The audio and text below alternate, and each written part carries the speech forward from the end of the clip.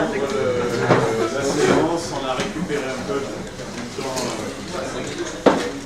un petit peu de retard. Tout le monde a donné ses diapositives, on les a toutes. Donc j'appelle Kevin Mokam qui va nous parler du prélèvement hépatique pour un programme pilote de simulation pour l'enseignement de la chirurgie complexe.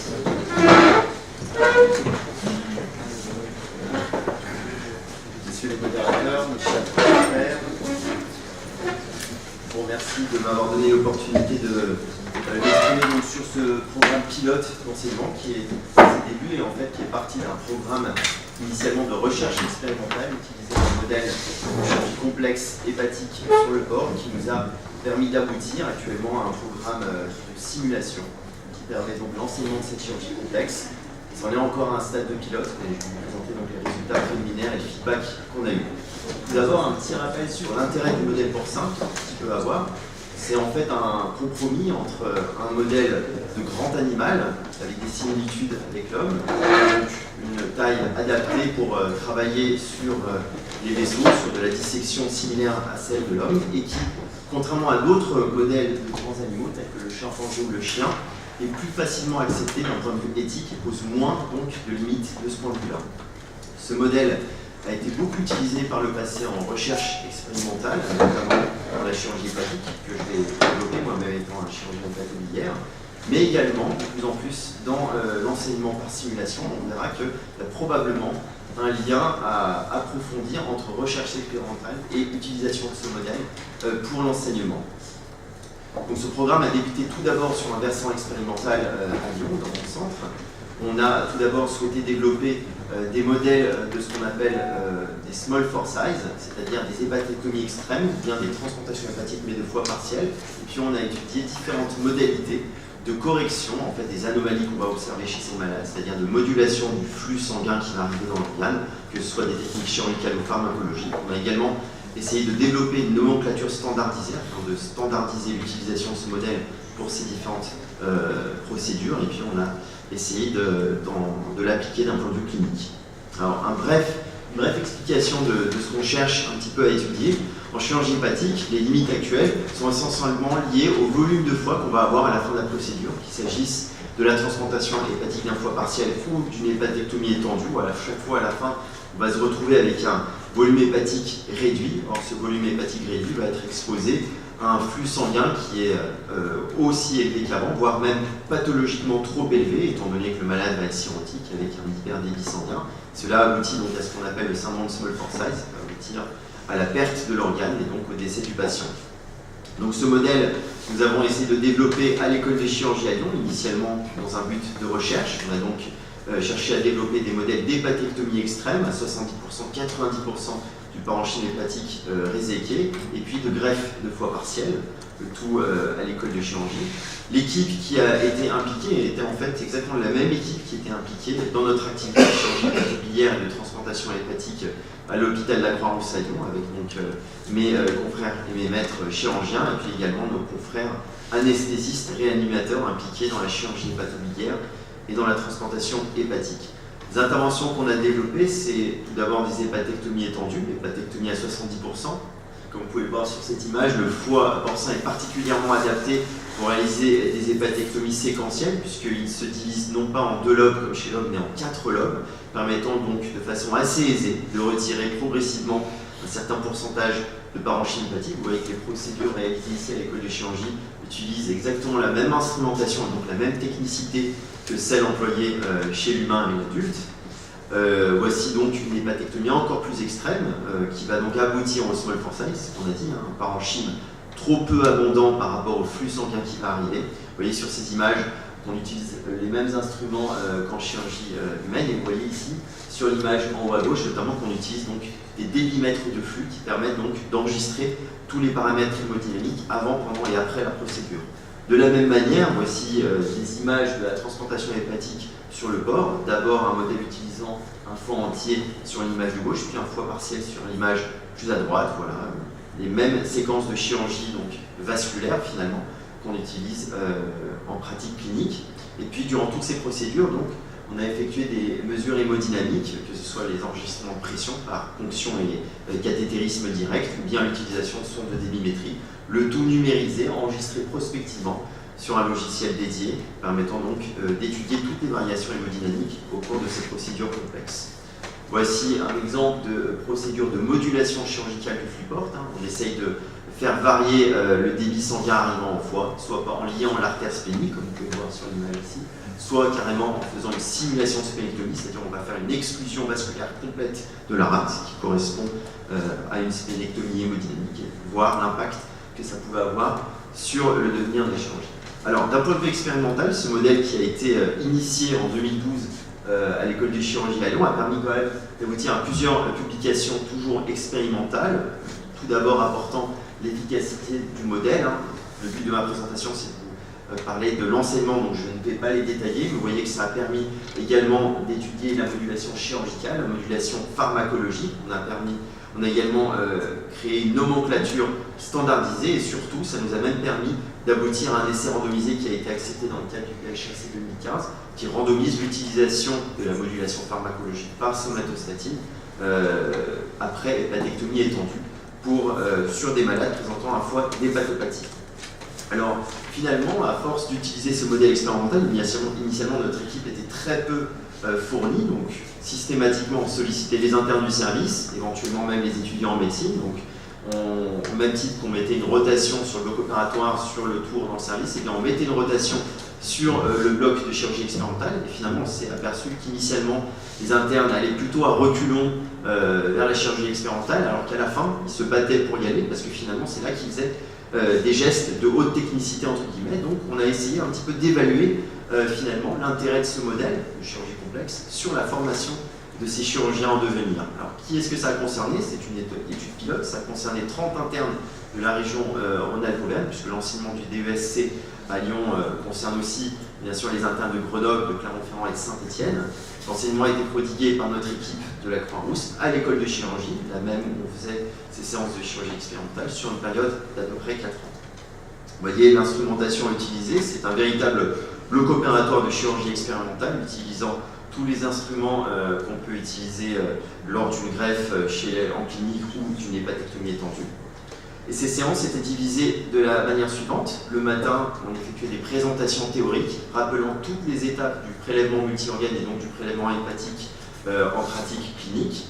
On exposait également toutes les variations qu'il pouvait y avoir, les risques techniques, les anomalies qu'on pouvait rencontrer. Et puis bien sûr, comme ce n'est pas du tout quelque chose qui est enseigné, que ce soit durant l'externat ou ensuite durant l'internat, eh bien, il a fallu quand même faire un petit rappel sur l'anatomie chirurgicale porcine, puisque même s'il y a beaucoup de similitudes, il y a quand même quelques particularités. Par exemple, la veine cave chez le porc est complètement intrahépatique, ce qui interdit de faire l'explantation du foie avant greffe, comme on le fait en clinique, c'est-à-dire en conservant la veine cave. Donc là, ça nécessite quand même quelques notions de ces variations.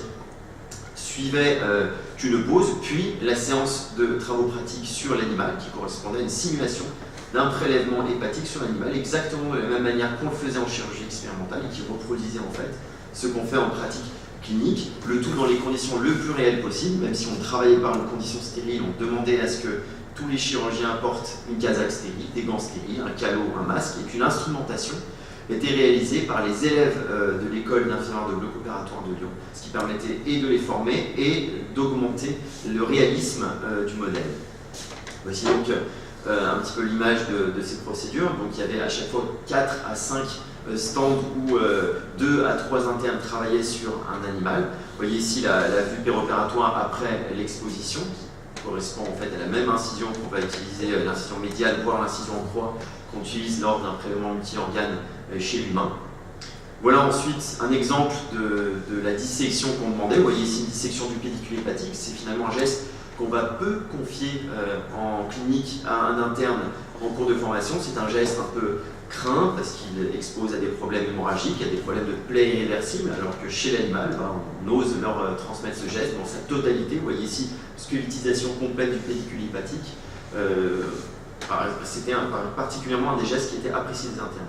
Voici une image de la cannulation, ou en tout cas de la préparation des gros vaisseaux, pareil, c'est une étape un petit peu stressante au moment du prélèvement multi-organes, souvent la nuit, dans un bloc opératoire qu'on ne connaît pas, puisque pour les prélèvements multi-organes, je vous rappelle qu'on est amené à se déplacer en avion à l'autre bout de la France. Or ici, donc dans des conditions beaucoup plus sécures, on peut se permettre facilement de laisser l'interne en formation faire la totalité de cette préparation. Voici ici une image de la préparation et du contrôle de l'aorte sous-diaphragmatique sus-cœliaque.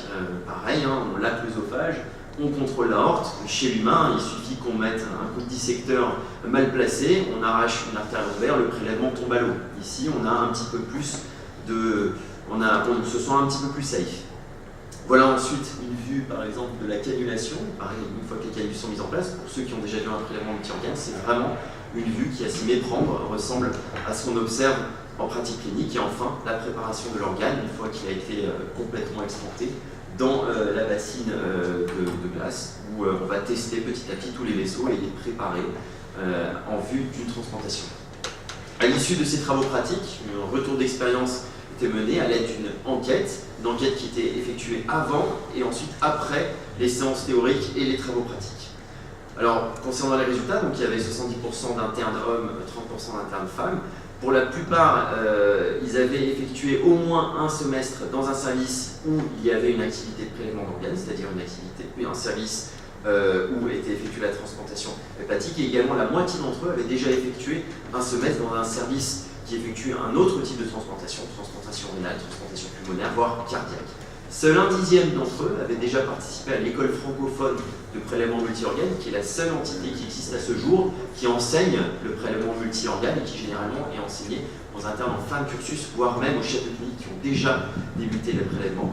Et puis, seuls 60% d'entre eux avaient prévu de faire leur formation dans un service de transplantation hépatique. Vous voyez que la majorité d'entre eux avaient effectué entre environ 6 et 15 prélèvements. Quand je dis effectuer, c'est-à-dire participer chez l'humain à un prélèvement hépatique.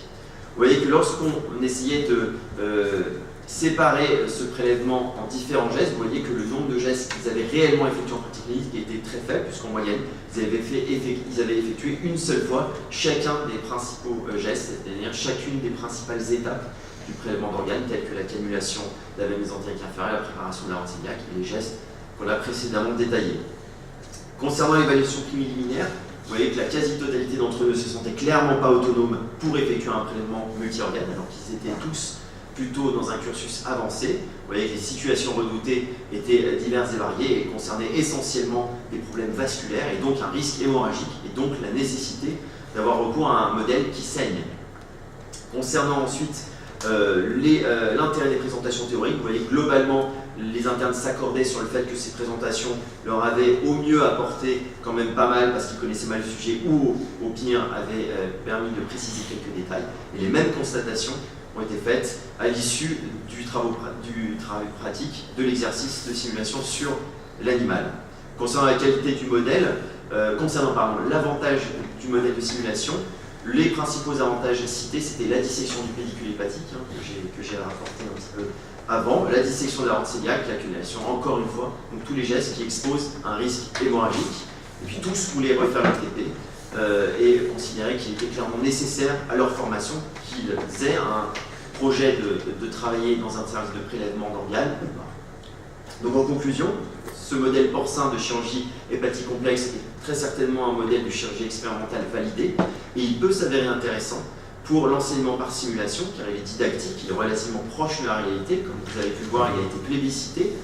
On se pose la question du coût qui n'a pas été évalué, des alternatives, notamment l'utilisation d'un cadavre revascularisé entre guillemets, puis les perspectives, très certainement, c'est d'essayer de plus en plus, pour des raisons éthiques, de coûts et logistiques, de combiner les séances de recherche et d'enseignement, tel que cela a été fait ici. Je vous remercie. Est-ce que vous avez des questions? Non. On a l'impression quand même que vous avez pris de l'avance. Est-ce qu'il y a d'autres de CHU en France ou d'autres équipes en Europe qui ont un process de formation comme ça? Oui, il me semble qu'il y en a déjà pas mal. Je pense que, je sais qu'à Lille, il me semble qu'il y a clairement ce programme, un programme en tout cas similaire. Il y a aussi le développement du modèle LiveSim, qui est peut-être un peu en compétition, qui correspond en fait à l'utilisation d'un canard avec un système de revascularisation qui va permettre donc au corps qui travaille donc, de saigner et donc d'augmenter l'intérêt de ce modèle. Et puis l'école francophone de prélèvement multi-organes aussi est très intéressée pour utiliser ce modèle à l'avenir pour ne plus faire que de l'enseignement théorique, mais aussi donc apporter toute cette possibilité de simulation. Est-ce que tu peux nous expliquer un peu l'école francophone, en particulier l'aspect francophone qui m'intéresse sur le... Alors c'est le nom de cette école. Clairement, je pense que c'est une école française. Voilà. Mais son nom est l'école le FPMO, le nom c'est l'école francophone de prélèvement multi-organes. Alors pourquoi est-ce qu'ils ont opté pour francophone plutôt que français? Je vous avoue que je ne serais pas capable de vous le dire. Mais c'est parce que c'est un spin-off de la Société francophone de transplantation. D'accord. C'est Benoît Barou qui l'a c'était la Société francophone. Oui, une question?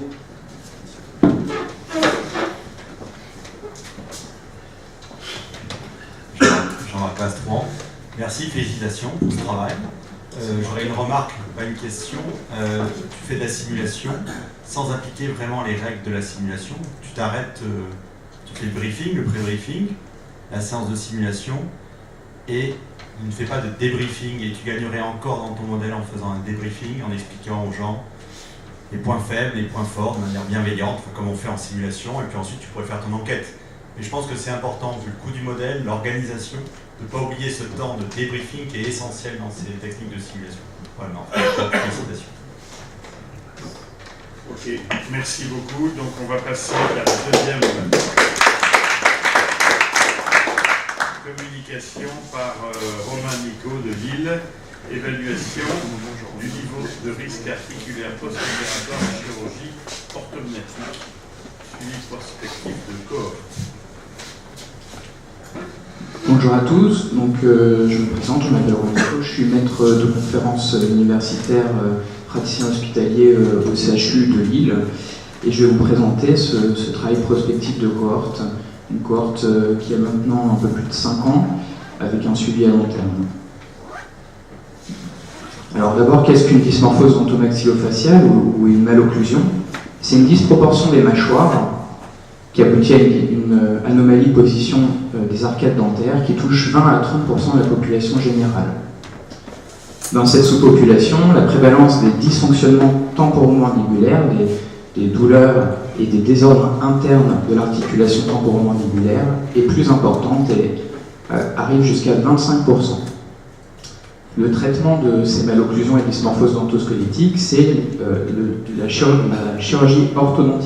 traitement orthodontico-chirurgical ou la chirurgie orthodontique dans un objectif qui est morphofonctionnel. Alors vous avez l'exemple ici de cette chirurgie orthodontique, ce repositionnement des bases osseuses avec un exemple qui est l'une des interventions qu'on peut réaliser en chirurgie orthodontique qui s'appelle une ostotomie sagittale bilatérale de mandibule, une intervention qui vise à séparer l'arcade dentaire de la portion ganglienne en la faisant coulisser de façon à restaurer un articulé dentaire. Alors l'une des questions qui se posent dans ce type de chirurgie, c'est s'il existe des facteurs de risque de complications articulaires post-opératoires. En d'autres termes, pourquoi un patient A et un patient B qui vont avoir exactement la même dysmorphose vont réagir différemment sur le plan fonctionnel, avec certains patients développant des douleurs ou une aggravation des symptômes préexistants, tandis que d'autres non. Par ailleurs, il existe des résultats qui sont très hétérogènes sur le plan symptomatique, malgré un certain nombre de facteurs cliniques, biométriques ou chirurgicaux, identiques chez les patients, suggérant une variabilité interindividuelle. Et donc, une part génétique dans cette variation de réponse au traitement. D'où cette deuxième question, existe-t-il des polymorphismes génétiques de gènes d'intérêt susceptibles d'influencer la symptomatologie post-chirurgicale? Pour ce faire, donc, on a élaboré une cohorte de 237 patients. Chacun de ces 237 patients devait être opéré d'une chirurgie orthognatique avec au moins une chirurgie de mandibule. Et vous voyez un certain nombre de données recueillies. En préopératoire, tous les patients ont bénéficié d'un examen avec un screening de ces douleurs et désordres internes de l'articulation temporomandibulaire avec des échelles standardisées dans la littérature. On recueillait également les parafonctions et dysfonctions orofaciales. Il s'agit d'un terme qui signifie les mésusages qu'on peut avoir au niveau de l'appareillement éducateur, par exemple le bruxisme nocturne, cette façon de serrer fort les dents, de grincer les dents.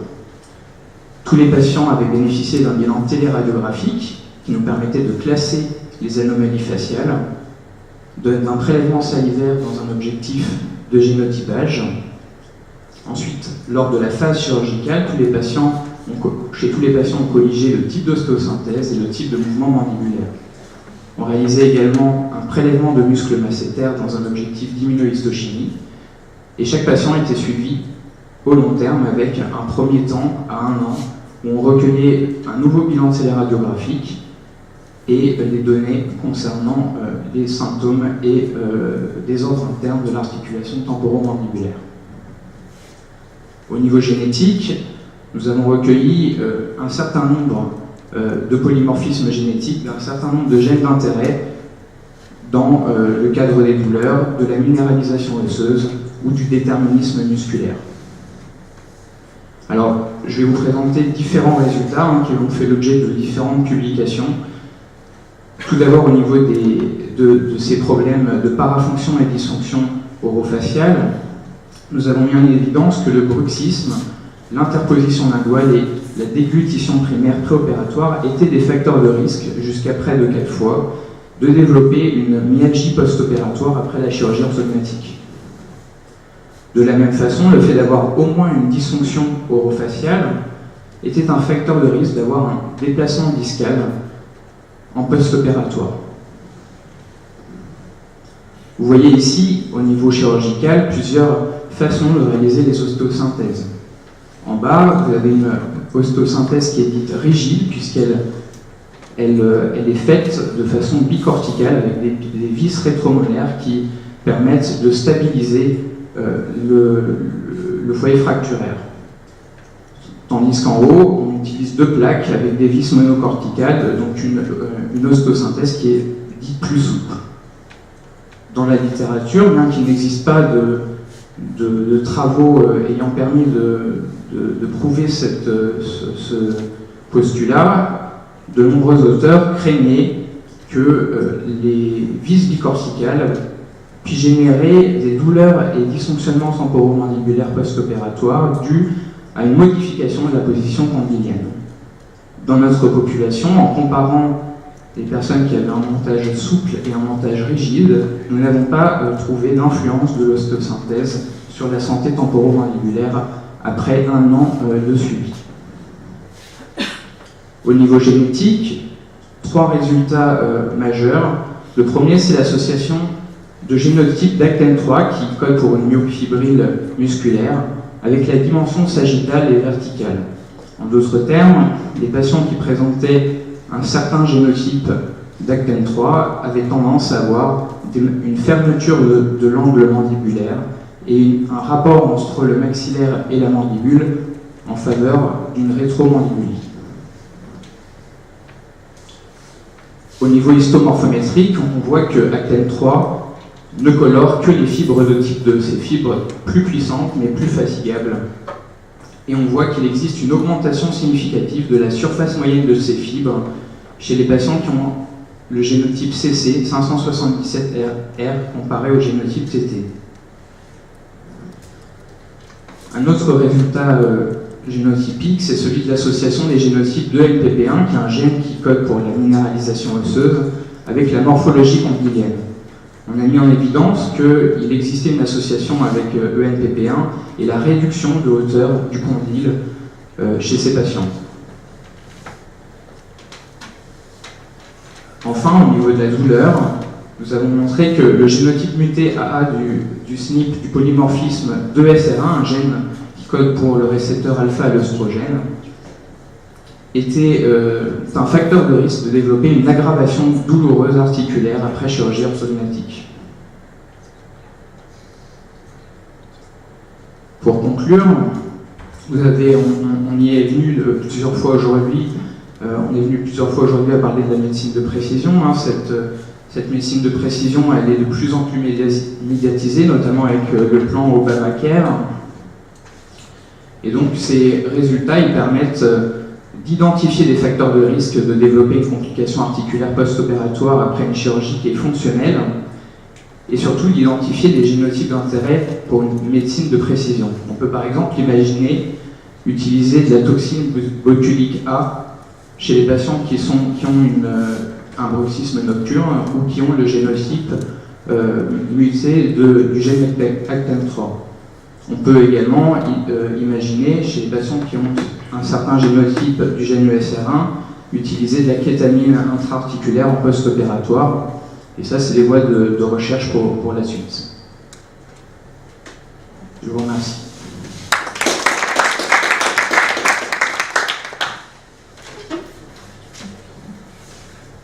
Est-ce que vous avez des questions? Alors, vous avez discuté. Ah, pardon. Qu'est-ce qui vous a guidé pour le choix des gènes d'intérêt que vous avez étudiés? À partir de quelle base vous avez... Alors, c'est l'analyse de la littérature. Hein. Il y a des gènes comme le gène ESR1, c'est un gène qui est beaucoup étudié dans les pathologies dysfonctionnelles de l'articulation temporomandibulaire. C'est un gène qui est connu pour la douleur. Et de la même façon, on a cherché un petit peu pour chaque gène. On a fait une revue de la littérature des gènes qui pouvaient être des gènes d'intérêt. Après, c'est un rapport entre le financement qu'on est prêt à mettre dans cette étude et puis le nombre de gènes qu'on est prêt à explorer. Et pour chaque gène, il y a un certain nombre de polymorphismes d'intérêt. Donc après, on est obligé de se limiter à ce qui nous paraît plus pertinent. Question annexe, c'est un problème de santé publique Alors c'est un problème de santé publique. Il faut comprendre que la dysfonction temporomandibulaire, c'est 5 à 12% de la population française. Hein. C'est une pathologie qui est extrêmement mal prise en charge parce que mal enseignée notamment, et puis peut-être pas très attractive sur le plan chirurgical. Et la disproportion des mâchoires, c'est, on l'a dit, jusqu'à 20 à 30% de la population française. Et c'est une pathologie, si vous voulez, c'est un phénomène qui est de plus en plus traité chirurgicalement, parce qu'il y a l'essor de cette chirurgie orthognathique qui était mal connue avant. Et le lien entre les deux est assez important, puisqu'on a dit qu'il y a à peu près 25% de la population de patients qui a une dysmorphose dentosquelettique qui a une pathologie articulaire. Et par ailleurs, on peut être amené à générer chez les patients qui n'ont pas de dysfonction articulaire une dysfonction articulaire post-opératoire.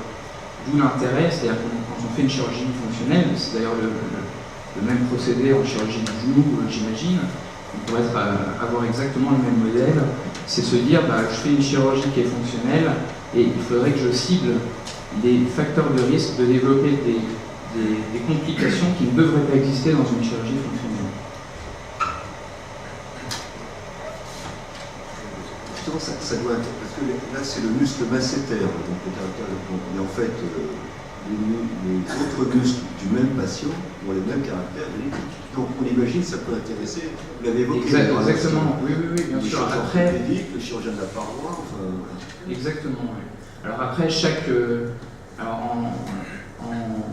les muscles manducateurs ont une histologie, une histomorphométrie un peu particulière avec effectivement des fibres de type 2, des fibres de type 1 comme les autres muscles, mais après il y a d'autres composantes un peu plus spécifiques avec des fibres embryonnaires, atriales, etc. qu'on ne retrouve pas nécessairement dans tous les muscles squelettiques, mais effectivement c'est comparable, on pourrait imaginer le même process pour une autre articulation en fait. Ça peut peut-être servir dans la guerre de la chirurgie de la hernie. Peut-être que les douleurs sont liées à un polymorphisme génétique. Donc ça ouvre en tout cas des réflexions. J'aurais une question également à poser. Par rapport, est-ce que ces troubles de fonctionnement de l'ATM peuvent être dus au fait que les enfants sucent leur pouce, que c'est toujours quelque chose dont on parle, et quelle est la proportion de ces troubles, de ce type de troubles dans ces dysfonctions? Tout à fait. En fait, c'est ce qu'on appelle les dysfonctions orofaciales, hein, ce qu'on a mis en évidence ici comme étant un facteur de risque de déplacement du disque articulaire en post-opératoire. Dedans, il y a la succion du pouce, il y a le port de la tétine. En fait, c'est des éléments qui sont dysfonctionnels et qui ont un lien avec les désordres de l'articulation temporomandibulaire. Ça, c'est assez connu dans la littérature.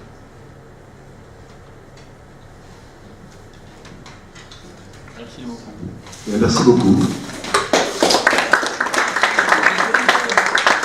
Nous donnons la parole à Antoine Legrand pour le cancer bronchique non à petites cellules, de la chirurgie et l'analyse moléculaire, recherche de signatures pronostiques.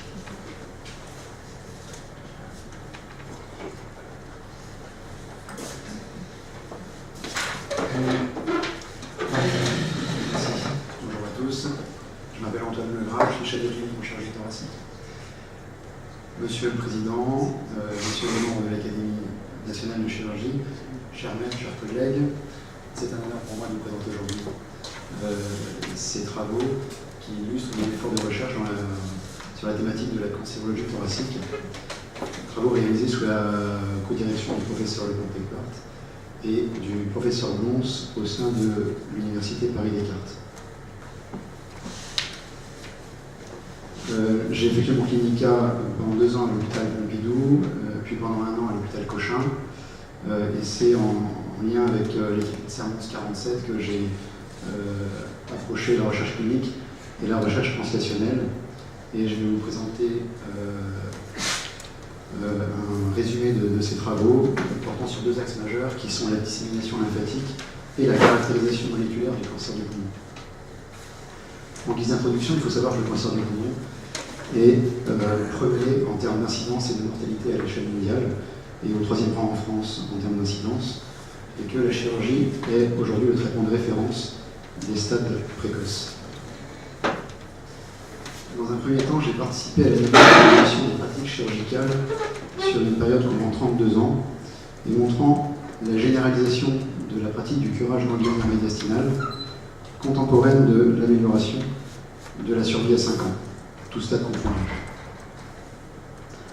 Ensuite, je me suis intéressé à la dissémination lymphatique et sur une série de plus de 800 patients classés N2, c'est-à-dire avec une atteinte ganglionnaire médiastinale, on a montré l'impact pronostique du profil de dissémination lymphatique, à savoir en considérant le phénomène de skip métastase, c'est-à-dire le saut d'un relais ganglionnaire dans l'atteinte des ganglions médiastinaux, et également le nombre de chaînes lymphatiques atteintes.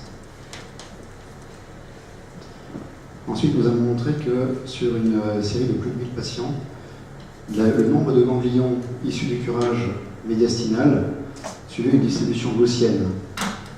Et l'ensemble de ces travaux a contribué à la mise à jour de la classification TNM. Et dans la version actuelle est pris en considération le phénomène de skip métastase et également le nombre de stations lymphatiques atteintes. Il n'en reste pas moins que les patients classés avec une maladie N2 ont une survie post-opératoire très variable et que cette hétérogénéité clinique pourrait être en lien avec une hétérogénéité moléculaire qui aujourd'hui n'est pas connue. Donc nous avons cherché à identifier une signature moléculaire associée à une survie prolongée après chirurgie du cancer du poumon de stade N2. Tout d'abord, nous avons étudié le profil mutationnel du couple tumeur-ganglion chez 4 patients et on a vu qu'il existait une certaine hétérogénéité à la fois au sein de la tumeur primitive.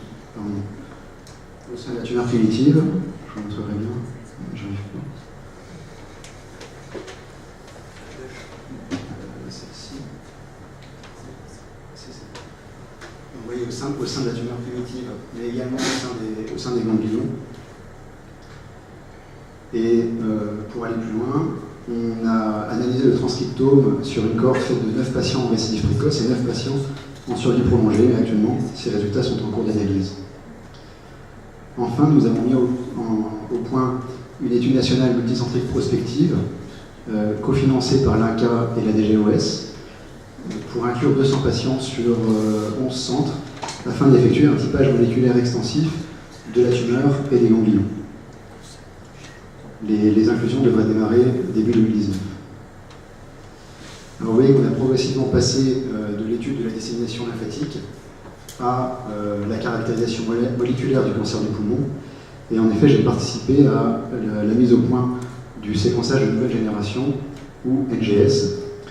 Le NGS, c'est l'analyse sur une puce grande comme ça, de plus de 500 mutations en même temps, dans la même manipulation, près de 100 tissus différents, ou 100 patients. Et pour mener cette validation de méthode, on a comparé le NGS avec la technique de référence pour les mutations classiques de l'EGFR et de KRAS sur une série de plus de 1300 patients. Et nous avons montré qu'il y avait une excellente corrélation entre le NGS et la méthode de référence, avec des kappa scores qui sont très proches de 1. Dans le même travail, nous avons proposé une analyse moléculaire intégrée du profil mutationnel, sous forme de réseau de mutations comme ce sont. Après cette expertise acquise de la caractérisation moléculaire du cancer bronchique, nous avons mis en application cette caractérisation sur une première série de 24 cancers du poumon opérés, et pour lesquels nous avons effectué le séquençage de plus de 2000 micro-ARN, ce qui nous a permis d'identifier 2 micro-ARN, le MIR200A3P et le MIR429, qui étaient tous les deux associés à une transition épithélo-mésenchymateuse. La transition épithélo-mésenchymateuse, c'est un phénomène qui est décrit dans plusieurs cancers et qui permet à la cellule cancéreuse qui est de statut épithélial, donc c'est-à-dire avec des adhérences et des adhésions intercellulaires, de se transformer progressivement en cellules mésenchymateuses, capables de migration et source de métastases. Ces 2 micro-ARN, le 200A3P et le 429, ont ensuite été quantifiés en qPCR et avec des marqueurs de la transition sur une série indépendante de 176 cancers bronchiques opérés, pour lesquels nous avons colligé les dossiers, les données cliniques et effectué un typage moléculaire avec le NGS. Et nous avons montré que les 2 micro-ARN en question, le MIR200A3P et le MIR429, étaient des facteurs pronostiques forts, y compris après l'ajustement sur le stade. On a montré que c'était 2 facteurs pronostiques indépendants. Ensuite, ces données ont été validées sur une autre série indépendante, issue des données publiques du TCGA, de Cancer Genome Atlas, et il s'agit actuellement de la première démonstration de l'impact pronostique de ces 2 micro-ARN et 2 micro-ARN tout court dans le cancer du poumon opéré. Alors ces travaux s'ajoutent à 26 publications internationales indexées auxquelles j'ai participé et grâce à ces travaux, j'ai obtenu récemment l'habilitation à diriger des recherches. Il est évident que tout ça n'a pas été fait tout seul et c'était fait suite à une collaboration étroite avec l'équipe INSERM 1147 et avec le service du professeur Leblanc de l'hôpital Pompidou, ici présente, et que je remercie chaleureusement. Je vous remercie de votre attention.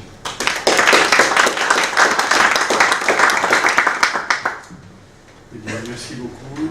Est-ce qu'il y a des questions particulières? Comment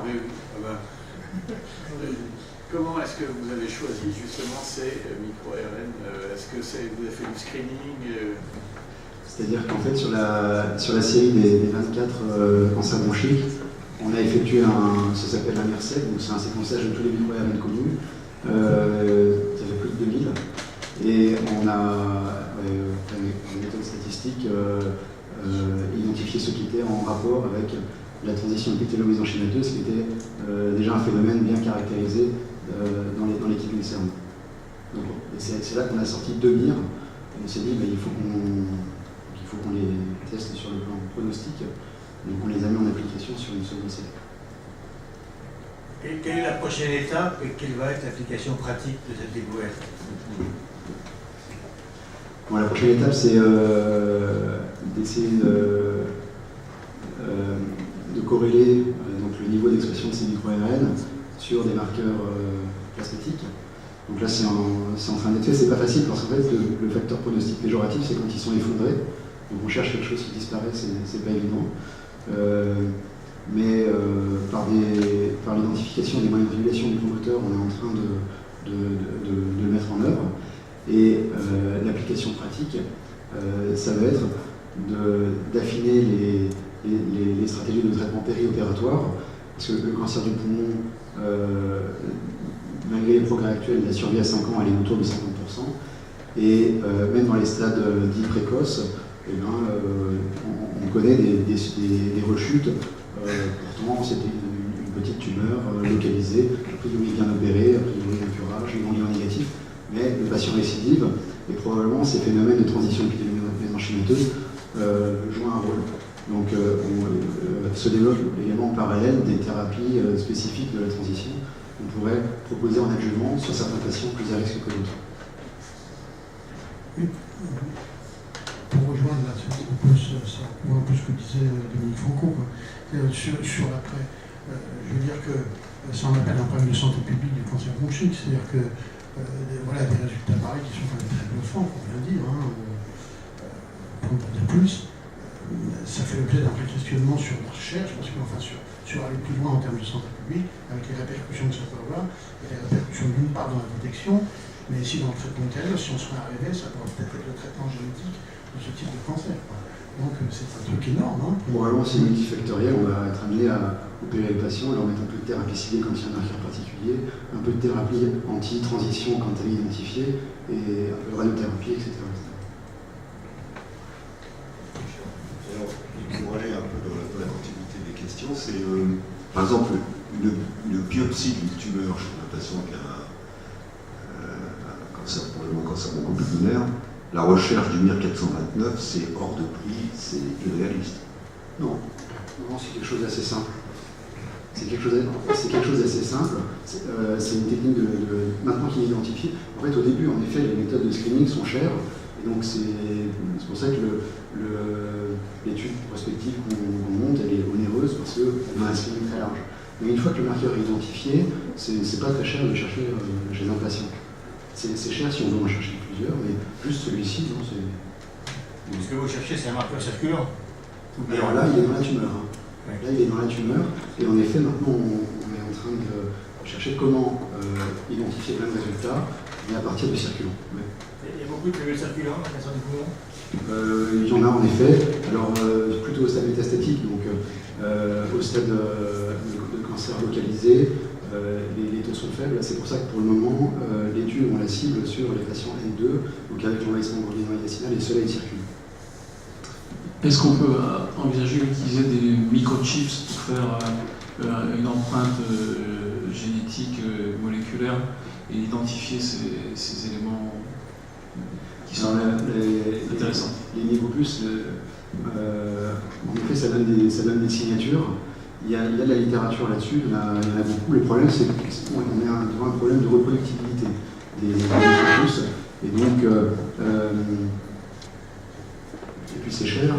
Peut-être que finalement, l'identification de quelques marqueurs pertinents nous permettrait de... Ce qui est cher, c'est le screening. Les micropuces, il y a une littérature abondante parce qu'il y a 2000 micro-ARN. Il n'y a pas de papier qui nous donne les mêmes marqueurs pronostiques sur les études de micropuces. Donc, là, on est allé plus loin avec un dosage spécifique sur une tumeur. Oui, une question. Oui, Françoise de Pampec-Bart, donc je voudrais juste remercier... Il faut parler dans le micro, oui, bien sûr. Je voudrais juste remercier Antoine Legras. Donc, c'est un brillant chirurgien, un jeune chirurgien. Et je crois que faire de la recherche en biologie moléculaire, c'est assez exceptionnel, vous l'aurez compris. Pourtant, l'impact, vous l'avez aussi compris et souligné par vos questions, il est important. Le cancer du poumon, il n'est pas résolu. Et je pense que des travaux comme ça sont essentiels. Et donc, je remercie vraiment Antoine qui s'est attelé à ce travail depuis de nombreuses années, depuis son début d'internat. Il a commencé ses travaux là-dessus. Donc, c'est un parcours assez exceptionnel dans ce cadre-là. Merci. J'ai un petit commentaire parce que il est exceptionnel, mais au fond, pas tant que ça. Et quand on a créé qui était le DEA de sciences chirurgicales, il y a maintenant assez nombreuses années, en gros, c'était pour que les chirurgiens comprennent ce que veut dire une PCR. Vous voyez, je rejoins un peu. Mais ça va loin parce que pour l'entendre régulièrement présenter ses travaux, ça va loin. Parce qu'il y en a certains qui ne comprennent pas quand il le présente régulièrement et pourtant on voit les résultats. Et c'est peut-être vous qui l'avez inspiré au démarrage. Disons qu'on l'a, dans le service avec le professeur Riquet, on l'a inspiré parce que, vous savez, au niveau de la prise en charge chirurgicale du cancer du poumon, les patients qui ont des extensions N2, vous allez aux États-Unis, vous ne les opérez pas parce que c'est un crime de les opérer. En France, on les opère et dans nos équipes, on avait 25% de survie à 5 ans. Alors que les patients que l'on n'opère pas, finalement, avec des stades comme ça, ne sont pas survivants. Donc je pense qu'on a raison de se battre et de chercher des pistes parce qu'on sait très bien qu'il y en a certains qui vont en tirer. Et encore hier, je voyais un patient N2 qui était là 15 ans après, et il y en a d'autres, un mois après, ils sont déjà avec des métastases. Donc cette identification, elle est essentielle pour la suite. Merci beaucoup. Donc il est brillant, il est persévérant, il est soutenu aussi. Donc je pense qu'il a un bon avenir.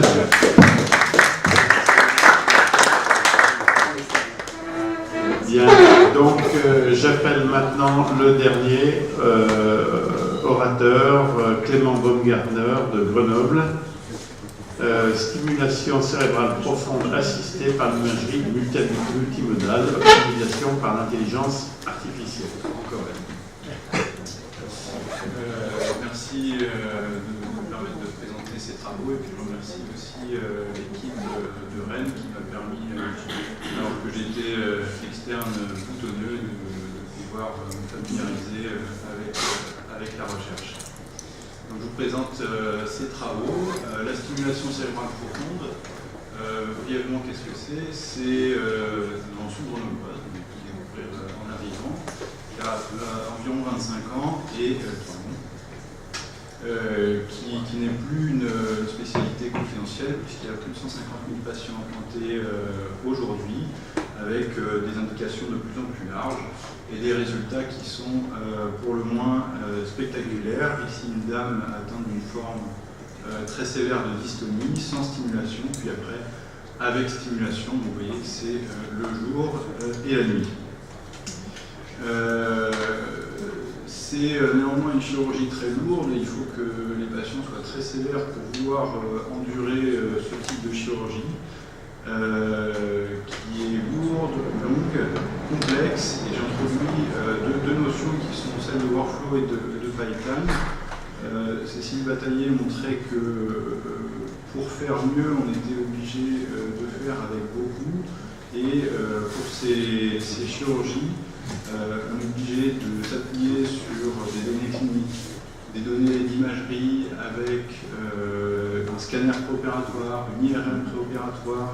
On doit recaler avec des outils informatiques et corréler avec des données électriques et cliniques pour avoir un bon résultat. Toutes ces données doivent être traitées dans des pipelines de traitement d'image qui sont évidemment assistés par l'outil informatique, sinon on ne s'en sort pas. Donc l'objectif de ces travaux, c'était d'assister le chirurgien en proposant un algorithme d'intelligence artificielle pour ouvrir des solutions simples avec des données qui sont multimodales, c'est-à-dire qu'il y a des données d'imagerie électrique, etc., pour résoudre des problèmes complexes, parce que la chirurgie de stimulation cérébrale profonde, c'est une chirurgie avec une fenêtre thérapeutique étroite, c'est-à-dire qu'il y a une fenêtre électrique très faible entre le bénéfice fonctionnel du patient et de nombreux effets secondaires qui peuvent être moteurs, sensitifs, psychiatriques. Et donc le juste milieu est difficile à trouver pour le seul chirurgien. Donc l'objectif, c'est de prédire ces effets fonctionnels en fonction de la position de l'électrode dans les 3 dimensions de l'espace, des nombreux paramètres électriques qu'on peut être amené à régler. Et l'objectif final, je vous ai montré cette diapositive, la plupart des équipes font encore des chirurgies qui durent plusieurs heures sous anesthésie locale. Donc le but, c'est en anesthésie locale, parce qu'on est obligé, on n'a pas encore les moyens nécessaires aujourd'hui pour être sûr de ce résultat fonctionnel, et donc on teste en péropératoire les patients pour s'assurer de l'absence d'effets secondaires. Voilà, et donc si on arrive à prédire correctement les résultats de la chirurgie, on pourra peut-être pouvoir proposer une chirurgie sous anesthésie générale pour les patients. Donc, pour commencer, il faut commencer modestement. La fenêtre thérapeutique, qui est cette limite entre j'améliore mon patient à partir d'un certain voltage et je commence à déclencher à partir d'un autre certains effets secondaires. Mais le premier effet secondaire le plus fréquent, c'est l'effet pyramidal, qui est dû en fait à la contraction, qui est dû à la propagation du courant électrique qu'on a modélisé là en violet, aux fibres motrices du faisceau pyramidal qui passe dans la capsule interne. Et cet effet il provoque des paralysies, enfin des contractions pardon, hémicorporelles et qui ne cessent pas avec la stimulation. Donc Nathalie Choun a parlé de l'intelligence artificielle. On l'a utilisé parce que c'est un outil de prédiction non linéaire extrêmement puissant qui permet de traiter beaucoup de données. Un algorithme, c'est une répétition finie ou non finie de solutions mathématiques pour prédire un résultat.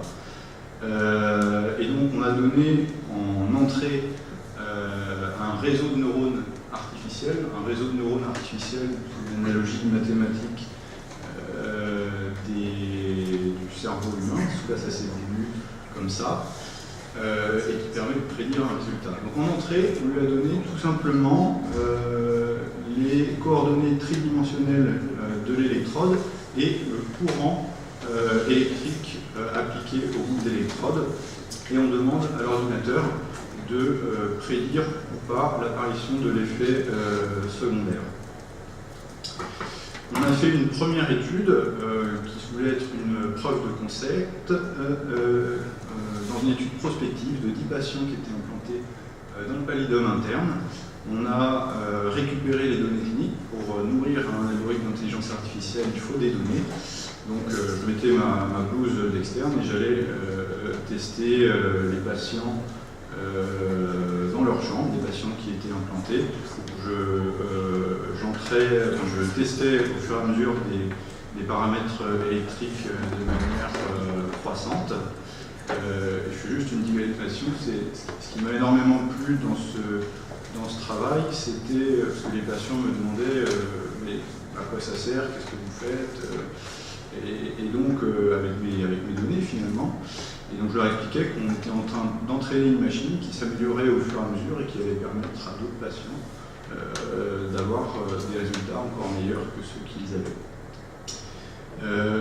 On a étudié des modèles qui étaient d'une complexité croissante. Donc au début, on mettait juste l'électricité, ensuite on a ajouté les coordonnées d'électrode, la trajectoire. Enfin, on peut être très exhaustif, c'est ce que je disais ce matin, et tout donner à l'algorithme pour voir si au final on prédit ou pas un bon résultat.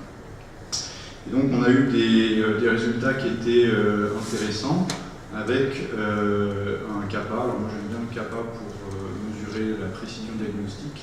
C'est la corrélation entre les données prédites par l'algorithme et les données réelles.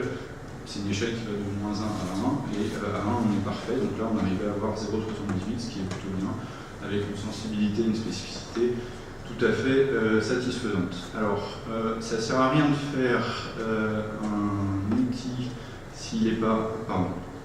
S'il n'est pas...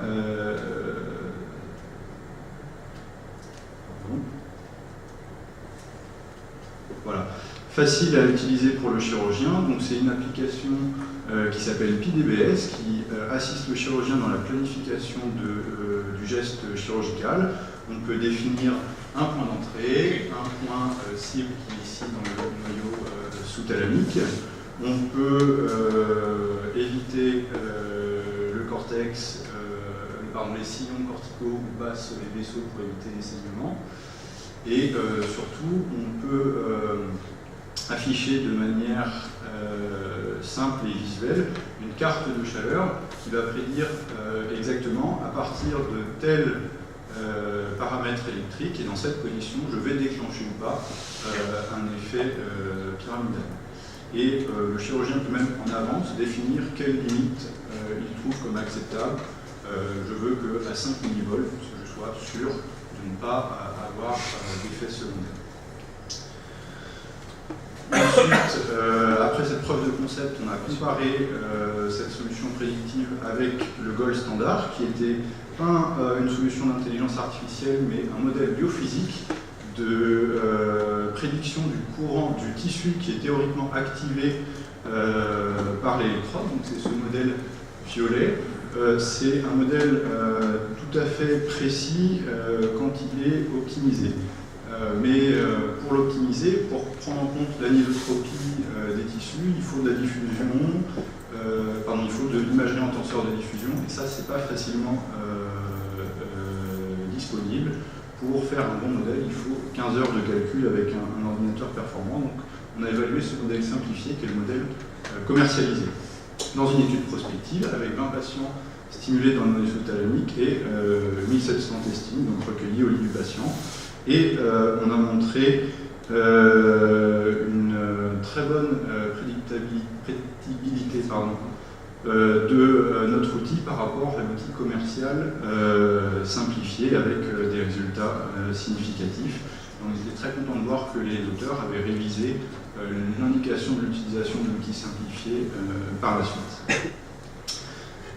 Dernière étude, on s'est jusque-là cantonné à l'effet secondaire. On a voulu rajouter l'effet thérapeutique avec une synthèse ici sur ce diagramme en préopératoire en disant voilà, je veux avoir un effet garanti de ma thérapeutique au bout de 2 millivolts et exclure les effets, ça vous fait une synthèse et ça c'est l'ordinateur qui calcule tout seul, toujours avec des résultats satisfaisants.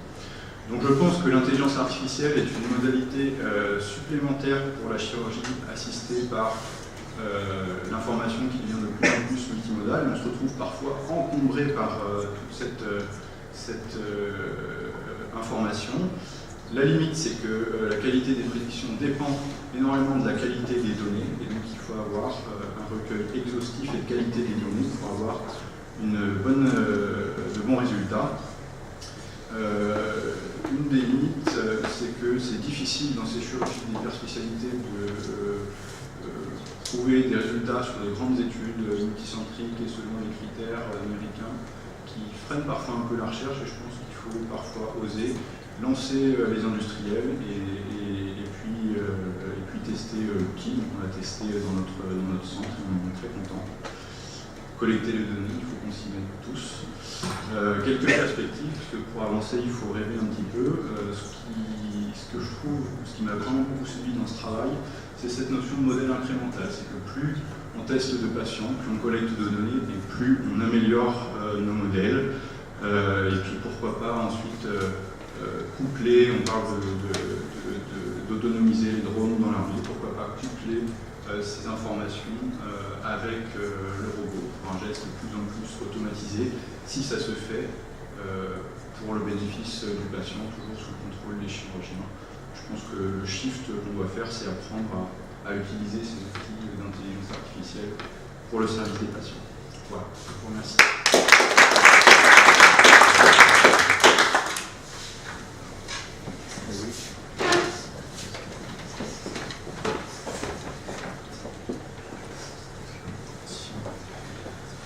Merci beaucoup. 100% d'accord avec toi sur la conclusion. Effectivement, c'est vers là où ça va aller. Juste une toute petite chose, parce que c'est toujours pareil, les guerres de chapelle. Certains font déjà de l'AG, ne vont pas faire de l'anesthésie locale, prétendant qu'ils vont aller beaucoup plus vite avec des résultats similaires. Donc la seule chose pour finir de valider sera de montrer qu'effectivement c'est supérieur par rapport à leur pratique. Je ne rentre pas du tout dans le débat par rapport à ça, j'ai pas de parti pris. Mais voilà, c'est à mon avis l'ultime étape. Ils ont un taux de reprise chirurgicale un petit peu plus important que ceux qui font de l'anesthésie locale. Il y a des débats très animés sur une là-dessus.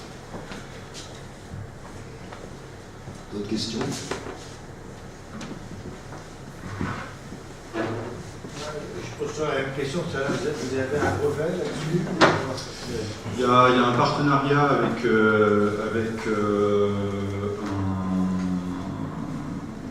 un groupe qui mixe privé-public avec des dépôts de brevets intellectuels, mais rien de commercialisé pour l'instant. Ils sont dans cette phase c'est en marche. Ouais. Si on vient dans la vie quotidienne du neurochirurgien, vous avez présenté au début une patiente qui avait des mouvements anormaux importants. Où on en est dans l'utilisation de ce modèle dans, je parle aussi bien de la chirurgie du Parkinson, des choses comme ça, où on n'a rien du tout, ça n'a absolument pas d'utilisation pratique.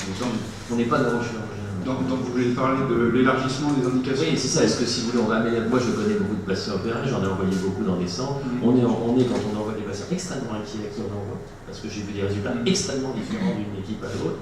Et ma question, est-ce qu'il y a peut-être un espoir de standardisation des conséquences de cette chirurgie? Parce que même si elle va améliorer le syndrome extra-pyramidal, etc., il y a souvent des autres complications. Je parle aussi des mouvements normaux, les athétoses, des choses là. Donc, où vous en êtes dans l'utilisation, par exemple, très loin, ou est-ce que vous pensez que d'ici dans un an ou deux, on aura l'utilisation de ce type de modèle pour améliorer tout ce qui est les chirurgies d'électrostimulation, de stimulation?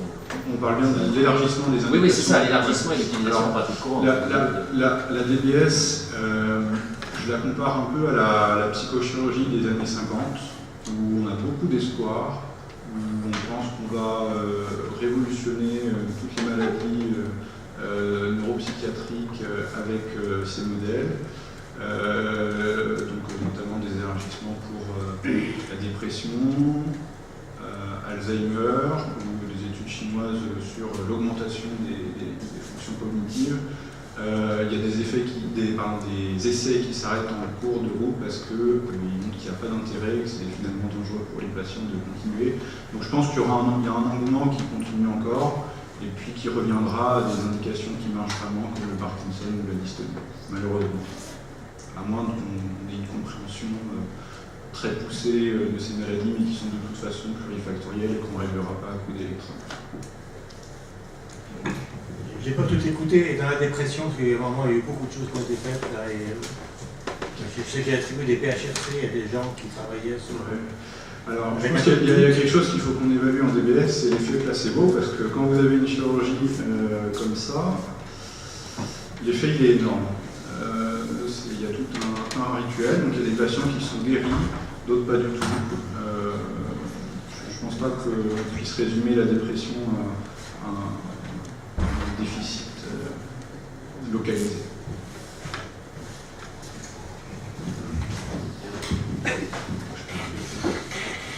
Merci beaucoup. Merci.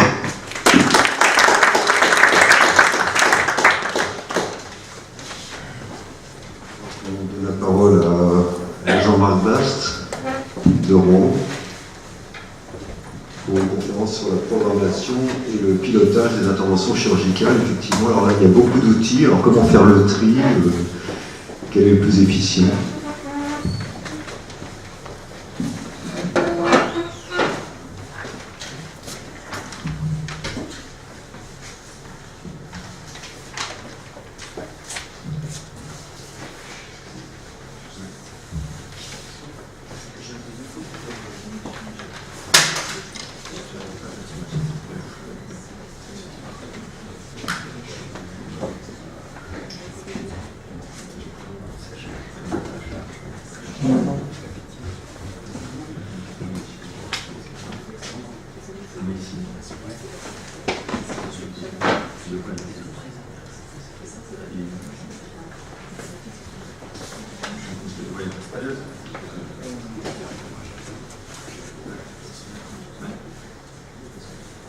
L'équipe de Rouen de hockey est très bonne, hein, si je me souviens. Tu vois, ok, bon, tu vois. Oui, effectivement. Vous avez le tournoi Scooby aussi? Oui, c'est moi celui-là. Ah, ils sont plus jeunes.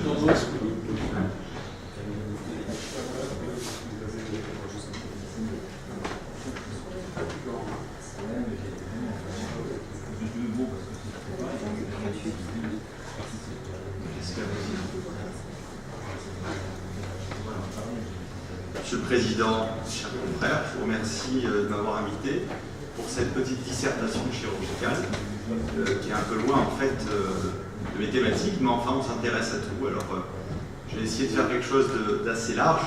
J'espère que je ne suis pas hors sujet, parce que c'est un sujet qui est quand même un peu compliqué quand on lit le titre. Alors en préambule, il y a un message, c'est la préparation égale sécurité, qualité, performance. Et on va essayer de décliner ce message principal. J'aime beaucoup cette phrase qui, on a pu le voir avec la présentation du neurochirurgien, c'est « All things are created twice ». On voit bien que le neurochirurgien, il travaille dans son bureau, et puis il arrive avec sa clé USB, il prend sur son robot Rosa, il prend ses électrodes, et l'intervention se fait. Alors, avant de parler de la programmation et du pilotage, il faut bien comprendre l'environnement chirurgical en 2018.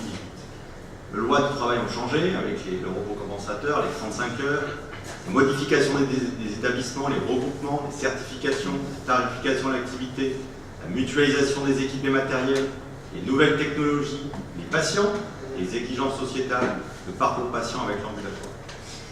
Alors,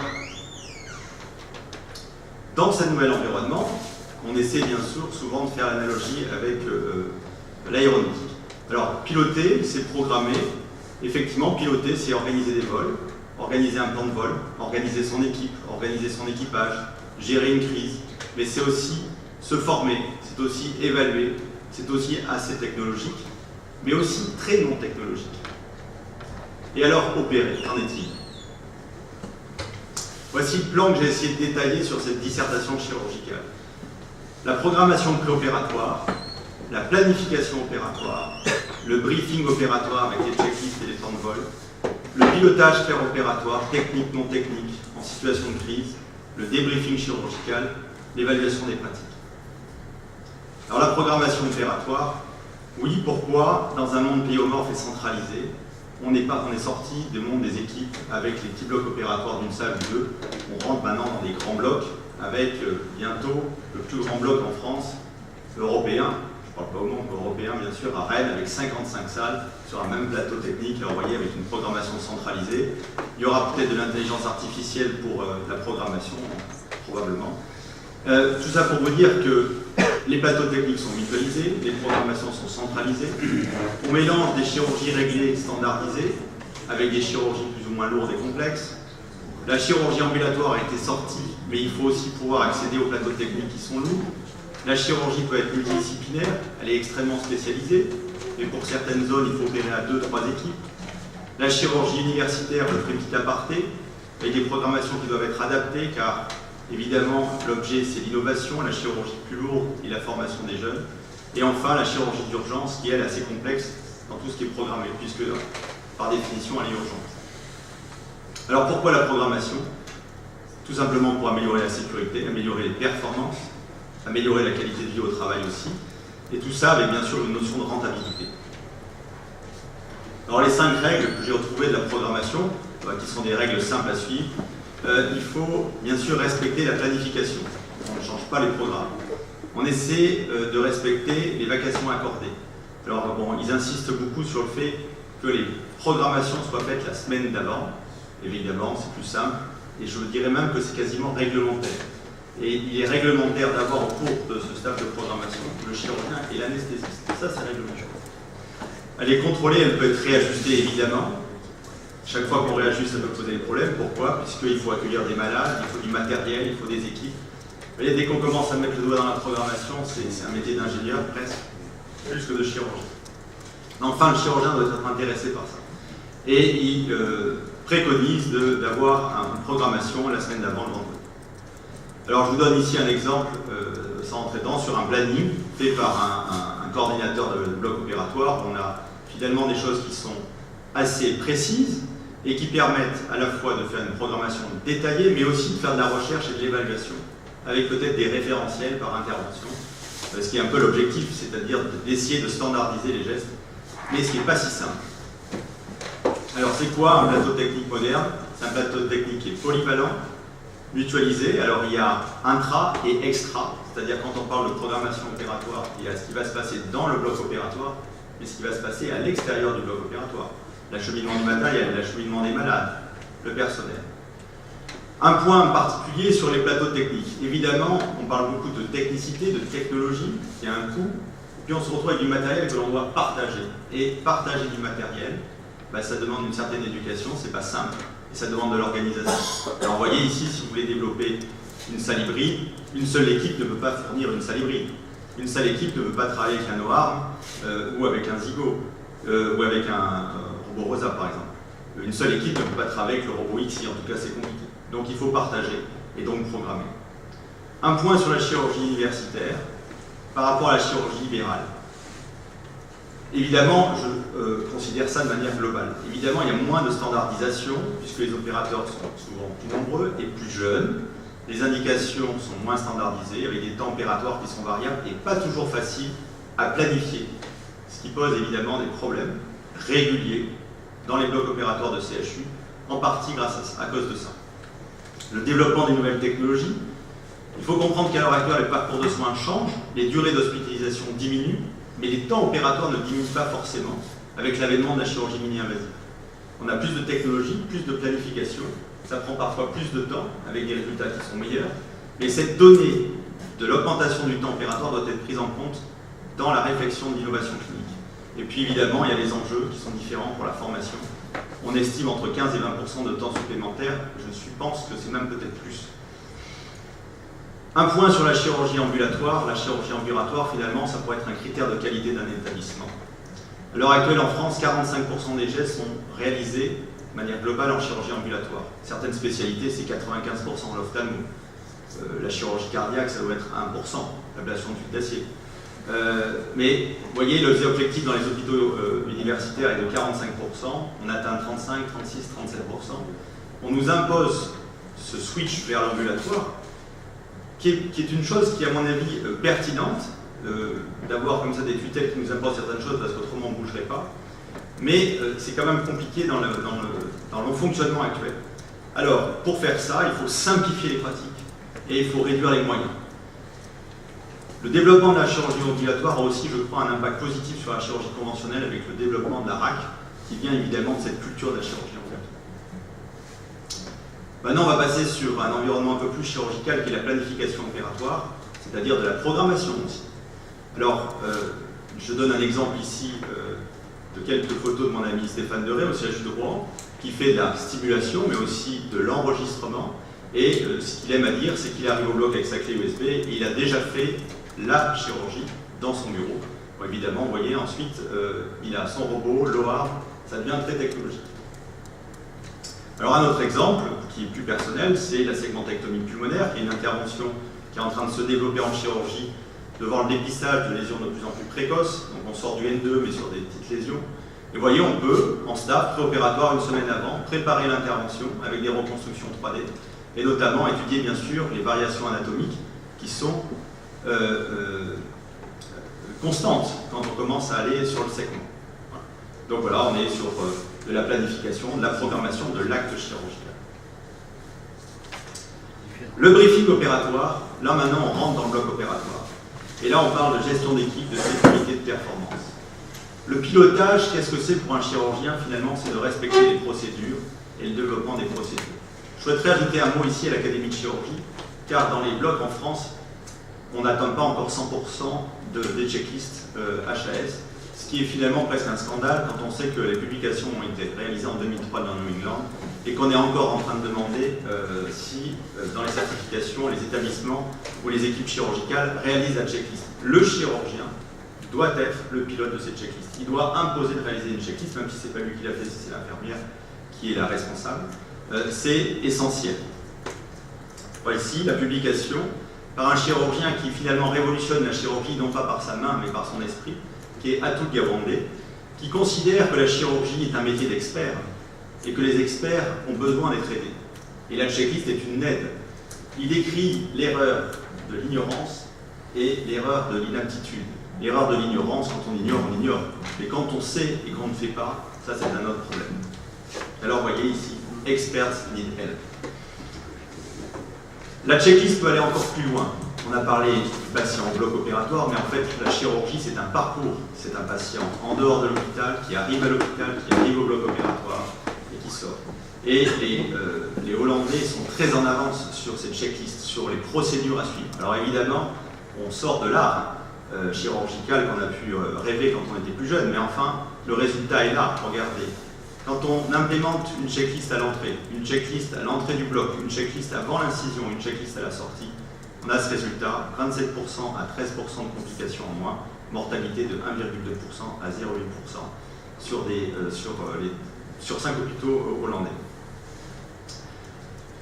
Une chose importante aussi, c'est qu'on parle de procédure, on parle d'établissement mutualisé, mais pour que les enfants puissent fonctionner ensemble, il faut développer des qualités qui ne sont pas forcément naturelles, les qualités qu'on appelle les qualités non techniques. Alors, quand on ouvre la porte des NOTEX, c'est un monde un peu ésotérique au départ, mais qui est un monde extrêmement pertinent. Alors, vous voyez, les grandes sociétés, la grande société européenne par exemple de chirurgie thoracique a lancé l'an dernier un curriculum sur ces qualités de communication, de coordination, de leadership, de situation awareness, de prise de décision. Tout ça finalement pour fonctionner dans ce nouvel environnement de programmation, de pilotage.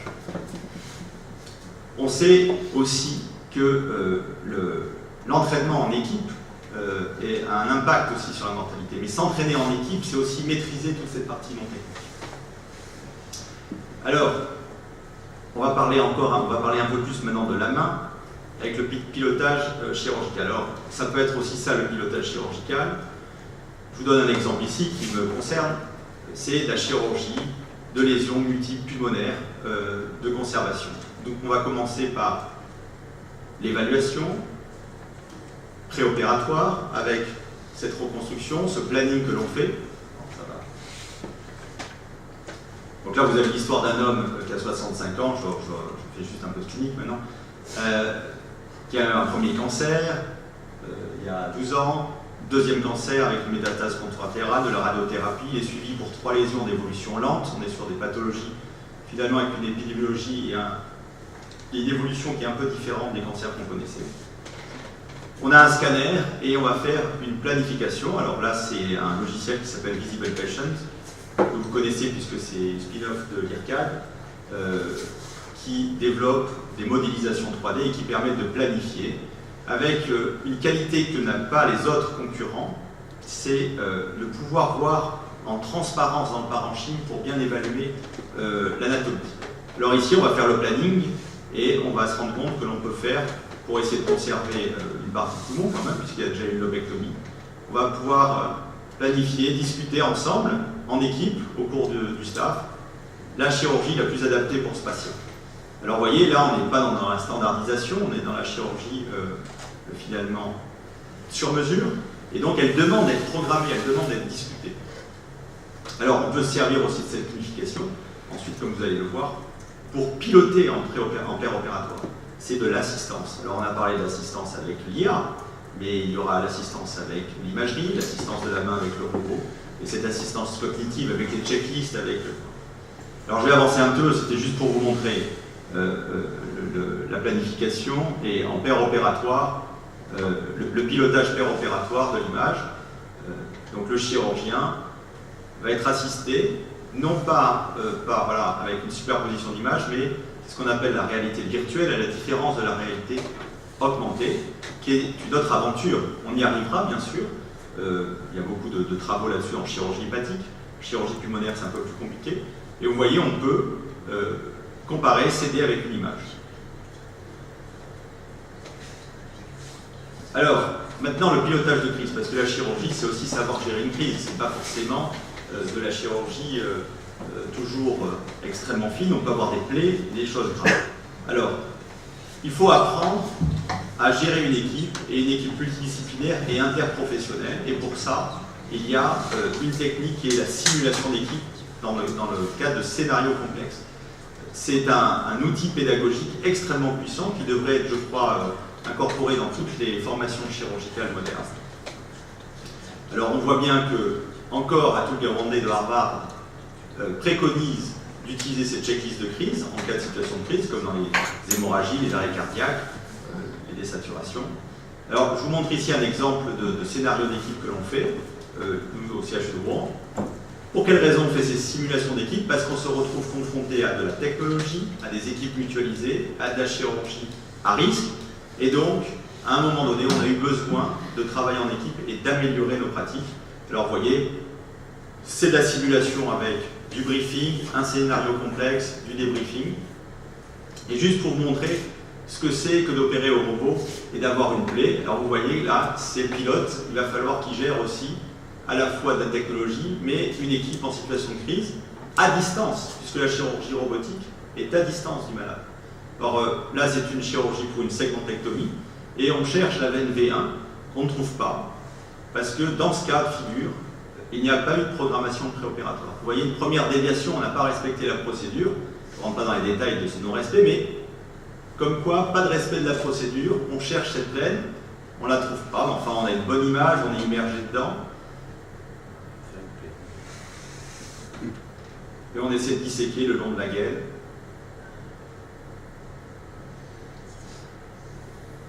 On va disséquer cette veine, voilà, tranquillement. Ah, une petite plaie. Et là, il faut comprendre ce que c'est. Est-ce que c'est une plaie de la veine? Est-ce que c'est une plaie de l'artère? Il faut préciser les choses à son équipe.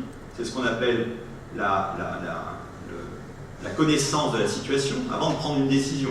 Est-ce que la décision là est de convertir? Est-ce que la décision est de comprimer, de réfléchir? Là, quand on a une plaie comme ça en chirurgie thoracique, on appelle un ami, puisque c'est une plaie des gros vaisseaux. Systématiquement, ça fait partie de la procédure. Puis on essaie de comprendre. Vous voyez, là, à ce moment-là, je pense que c'est une plaie latérale de la veine, donc j'essaie de la clamper pour la réparer. Et puis, c'est pas une plaie latérale de la veine, vous voyez. Et ça va très très vite. Et là, le pilote, il est à sa console et il faut qu'il dirige son équipe, et il faut qu'il lance la procédure. Et donc, on n'est plus dans la programmation classique de bloc opératoire, mais on est dans du pilotage chirurgical nouveau, qui s'apprend dans des situations de stress. Alors là, ici, vous voyez, l'objectif, c'est le contrôle. Là, évidemment, la plaie est grave. On va arrêter la procédure robotique, on va convertir, mais on va convertir dans des conditions de sécurité, on va prendre le temps, on va déclencher une checklist d'urgence. Alors le débriefing fait partie finalement d'une chose importante aussi dans le pilotage, c'est transmettre. Les informations doivent être partagées entre les équipes médicales et paramédicales, et c'est là il y a beaucoup de problèmes dans nos établissements. Il faut qu'elles soient claires, simples, écrites, souvent factuelles et non affectives. Elles sont signées ou co-signées, donc je vous signale que dans la checklist HAS, il faut signer à la fin. Et quand on signe, il y a toujours quelque chose. On a souvent oublié un petit détail. Alors je parle des emails parce que c'est vrai que l'email est un moyen de transmission qui est utile et qui est à mon avis essentiel. Ces transmissions permettent aussi d'optimiser le travail et je mets un petit mot sur les ruptures de stage parce que souvent quand on transmet, souvent on est interpellé. Dernier point concernant le pilotage finalement, c'est les retours d'expérience. Il faut passer d'une culture du blame and shame à la culture juste. La culture juste, c'est la culture de l'aéronautique. C'est la culture où on amène ces erreurs sur la place publique et on les débriefe avec des méthodes particulières et on apprend par l'erreur. En médecine, on est encore un peu sur le schéma justement de cette culture blâmante. Et donc évidemment, il faut changer toute cette culture pour apprendre ensuite. Alors, les bases de données sont essentielles comme indicateur personnel de son activité, mais aussi comme benchmarking avec ses confrères. Et dans ces cas-là, ensuite, on peut modifier les programmations, on peut modifier le pilotage. Voici le cercle vicieux finalement de la chirurgie moderne, planification, opération, évaluation, et on revient toujours aux mêmes choses, c'est préparer. Alors en conclusion, j'ai commencé cette dissertation par All things are tried twice, but the surgeon only gets one chance. Je dirais plutôt All things are tried twice, but the patient only gets one chance. Et pour terminer cette présentation, cette dissertation, j'avais envie de vous parler de ma vision de la chirurgie moderne, que j'appelle le respect. Parce que le mot est important, c'est d'une part parce que c'est un mot où il y a de la communication et de la coordination entre les équipes. Alors le R serait pour robot, ou technologie finalement, le E pour éducation initiale, mais aussi continue, S pour sécurité, simulation de simplification, et le P pour programmation et pilotage, le E pour évaluation, essai, le C pour cognitive, les aides cognitives comme les checklists, l'imagerie, la téléchirurgie, le T pour l'équipe, l'entraînement en équipe. Je vous remercie pour votre attention.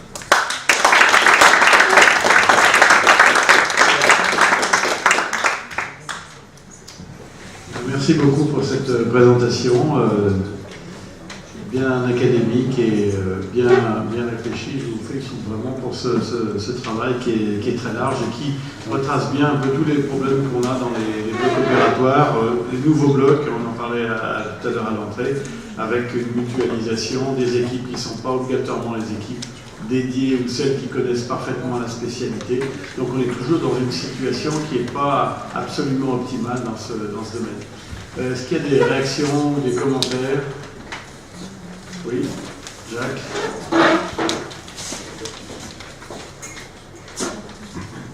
Oui, c'est formidable. On prend toujours l'aviation comme modèle.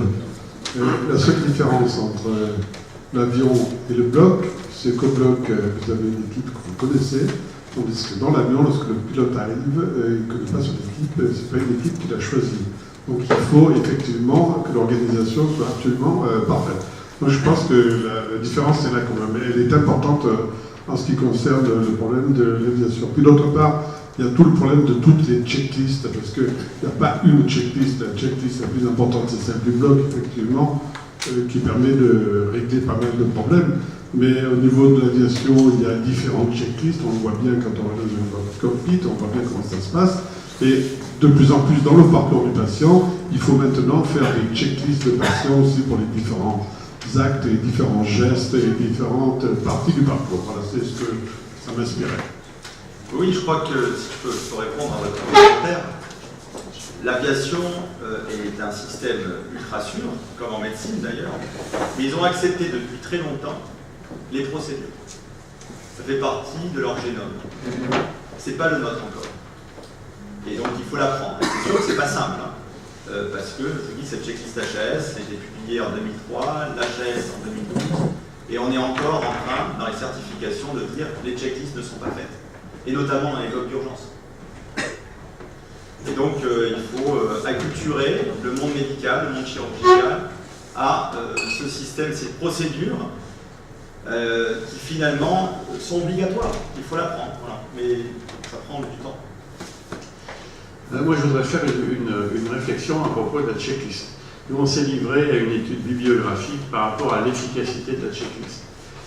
Checklist per se, soit que la checklist, ce n'est pas obligatoirement ce qui augmente la sécurité. Ce qui augmente la sécurité, c'est d'une part de la faire correctement, parce qu'il y a beaucoup d'établissements où on coche de façon tout à fait mécanique, et d'autre part que la checklist soit entourée d'un ensemble de mesures de culture sécurité. Donc ça, je pense que c'est pas que la checklist, c'est un ensemble d'une philosophie qu'on a d'augmenter la sécurité. Oui, je partage complètement votre avis, c'est un état d'esprit. C'est-à-dire si effectivement on a un état d'esprit où la checklist sert à rien, on la fait mal, on se sent obligé de le faire. Nous, on appelle ça le briefing préopératoire. Donc on rentre en salle et on dit voilà, un time out, on fait le briefing, et dans le briefing, on explique, on se projette un peu, on communique avec l'équipe. On essaie de mettre l'équipe sur la même page. Voilà, ça c'est un système qui est bien connu dans l'aéronautique, ça s'appelle le share mental, je ne sais plus comment ça s'appelle d'ailleurs, c'est américain, mais enfin bon, pour être on the same page, sur la même page, au même moment. Et donc il faut des temps comme ça où les équipes se retrouvent. Et ça s'apprend. Et si on le fait finalement, c'est assez agréable que la checklist fonte. Je partage complètement toute votre analyse. Je voudrais rejoindre un peu Jacques Caton. Je voudrais vous faire une réflexion, et je vous invite à lire ces ouvrages, sur la différence entre un système compliqué et un système complexe.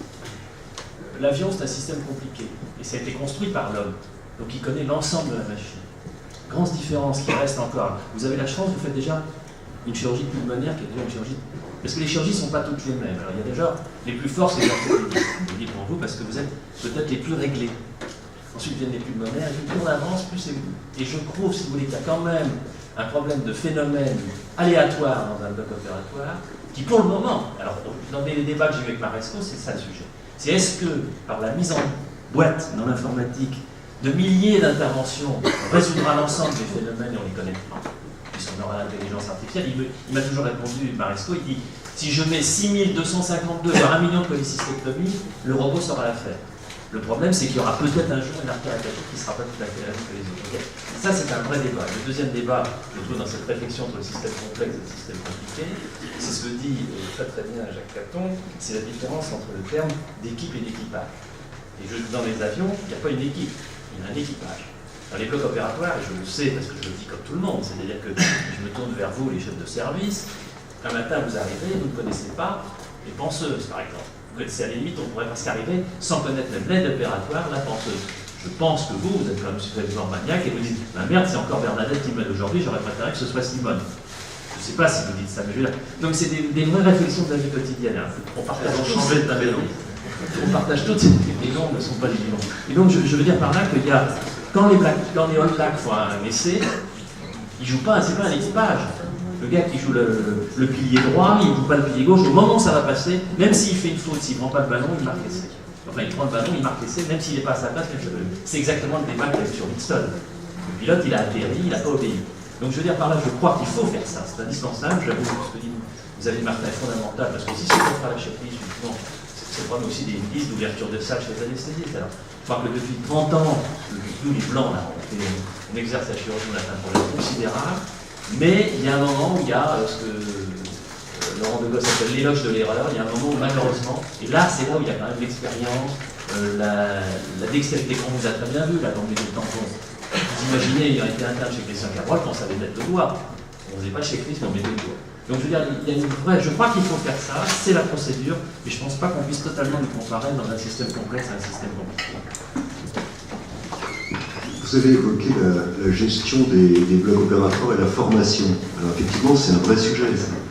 Mais est-ce que vous ne trouvez pas bizarre que dans cette salle d'opération, les chirurgiens seniors ne puissent pas avoir un contact avec les chirurgiens plus jeunes qui font leurs premières interventions?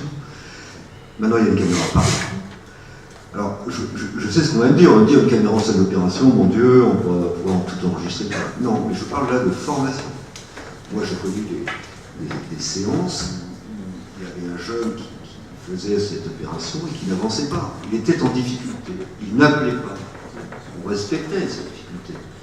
Mais du coup, finalement, c'est dommage, puisque à la fois, il pourrait communiquer facilement avec un chirurgien senior en gardant la main. Il ne s'agit pas de... Ou à l'inverse, le senior pourrait voir que ça traîne, et que c'était dans la difficulté, et s'adresser à lui. J'ajoute que ça peut aussi avoir un intérêt purement formateur de voir l'opération qui se passe. Bah, moi, pour répondre à ça, je ne trouve pas ça acceptable de ne pas appeler son chef. Et d'ailleurs, dans le service, ça fait partie, nous, des procédures. On a acculturé tous les jeunes. Quand on a une difficulté, on appelle quelqu'un, on n'a pas de problème avec ça. Moi, j'appelle mon chef quand j'ai un problème. Et dès qu'il arrive, d'ailleurs, ça fait partie de la formation, je crois, d'apprendre. Nous sommes d'accord que c'est comme ça que ça se passe habituellement, sauf qu'il y a parfois il y a des temps morts, il y a des structures qui sont très grandes, et donc pour se déplacer c'est long. Je ne parle pas d'urgence, hein, je parle de formation au quotidien et du temps de salle d'opération. Enfin, vous voyez, j'ai l'impression que c'est pas quand même ce qu'on a appris. Les chirurgiens, pendant très longtemps, voulaient, par culpabilité, réparer leurs erreurs. Hein. Je ne suis pas sûr que ça soit si naturel que ça, mais ça arrive, ça arrive. D'abord, je voudrais te remercier pour ta dissertation, que je trouve très éloquente. Et je suis très content de ta vision sur cette dernière diapositive, parce que tout le monde dit que la médecine du futur, ce sont les technologies innovantes et la technologie. Et je crois que tu montres très bien, pas du tout. Ce sont effectivement, au contraire, tous les facteurs non techniques. C'est-à-dire le travail en équipe, l'évaluation, l'éducation initiale des contenus. Et moi, je crois que il faut que vous regardiez bien ça. Voilà. Et de nouvelles technologies, c'est annexe. On apprend à les manier. Le reste, c'est essentiel.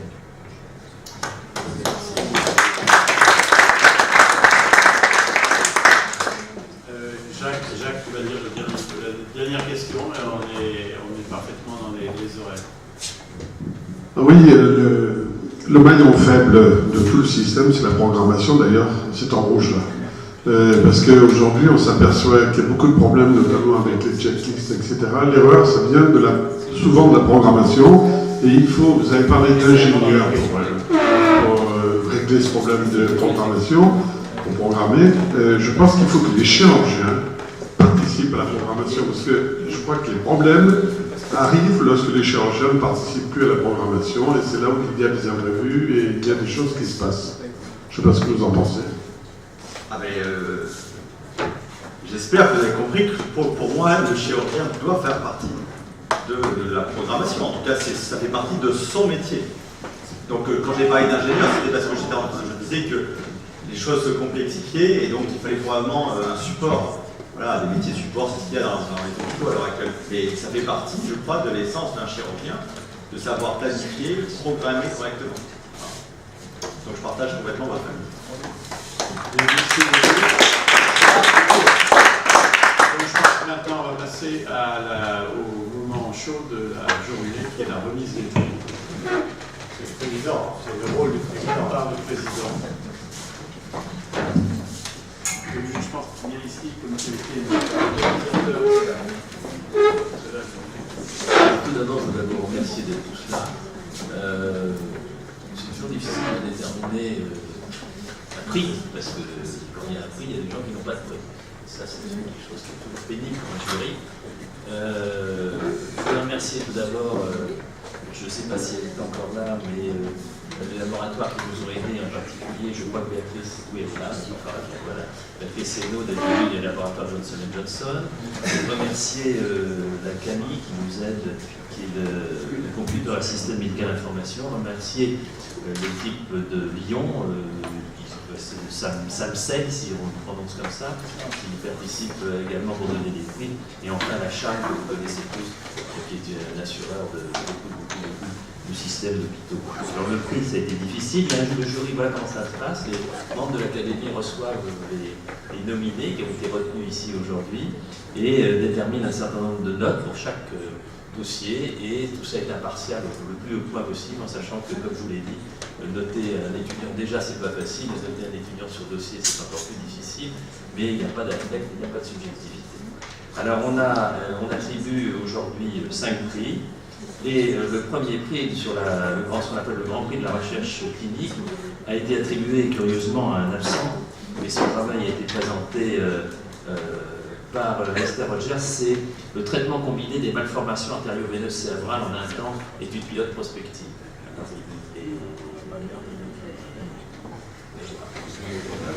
Alors, parce qu'on regarde ces prix, nous ne faisons pas comme dans certains endroits où on met le prix au suivant.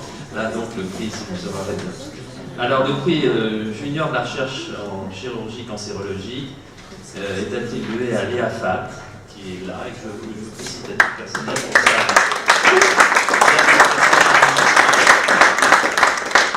Je rappelle qu'elle a fait un travail où on combine de la chirurgie, de la technologie, et puis j'espère que ce ne sera pas de votre compagnon de travail qui lui fait de l'épithélium qui aura le prix suivant, mais j'en sais rien, n'a pas encore déterminé. Voilà, encore bravo. Le prix d'innovation médico-chirurgicale assisté par ordinateur, eh bien, ça a été notre dernier orateur du jour, Clément Baumgarten, qui a vraiment fait un travail d'égo, je le vois plus, et lui il est là.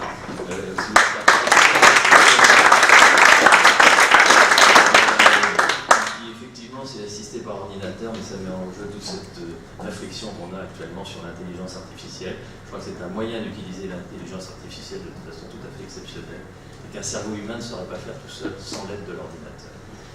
Le prix de la maîtrise des risques en chirurgie, je le cherche, il doit être là, c'est Alexandre Roux.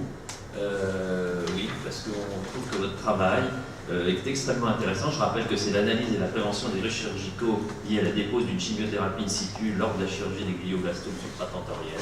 C'est un travail tout à fait original, sur lequel a même ouvert un débat pour des chirurgiens généraux que nous sommes, parce qu'on a relancé le débat sur la chimiothérapie intrapéritonéale, et le jury a retenu votre travail et on vous félicite. Et enfin, pour l'innovation pédagogique, c'est le travail de Romain Hossein-Consari qui a été retenu pour son projet pédagogique sur l'enseignement de la chirurgie maxillofaciale avec la description des fractures faciales dans un environnement 3D. Il est encore là. Non, il est parti. Alors, on le félicitera pour vous. Et je vous remercie tous d'avoir participé. Je suis désolé pour ceux qui n'ont pas eu de prix, parce que je trouve que tous les travaux qu'on a entendus aujourd'hui, même si j'ai dû m'absenter 2-3 fois, sont vraiment exceptionnels. Et je vous demande même, à titre, au titre de président de l'Académie et de mon prédécesseur Dominique Franco et de mon successeur Xavier Martin, de faire savoir autour de vous que ces prix seront maintenus par l'Académie, car c'est quelque chose auquel nous sommes très sensibles. Et cette année, les prix ont même été récompensés par quelque chose qui nous a fait extrêmement plaisir, puisque 4 de lauréats des années précédentes ont pu présenter leurs travaux à l'Académie de médecine, qui souvent considèrent les chirurgiens comme des manuels, et lorsqu'ils ont vu la qualité scientifique des travaux qui ont été présentés, ils ont compris que la chirurgie moderne n'est pas qu'une chirurgie manuelle, et que depuis le simple bistouri et le ciseau, on a vraiment évolué. Ça n'empêche pas qu'il faut continuer à savoir opérer, j'y insiste lourdement. Je vous invite au verre de l'amitié, c'est ça, mon cher secrétaire général, et d'ici, on va l'avoir ça, qui est là. Et encore merci d'avoir été là pour cette journée. Et je rappelle pour ceux qui ont le courage qu'on a notre prochaine réunion sur la chirurgie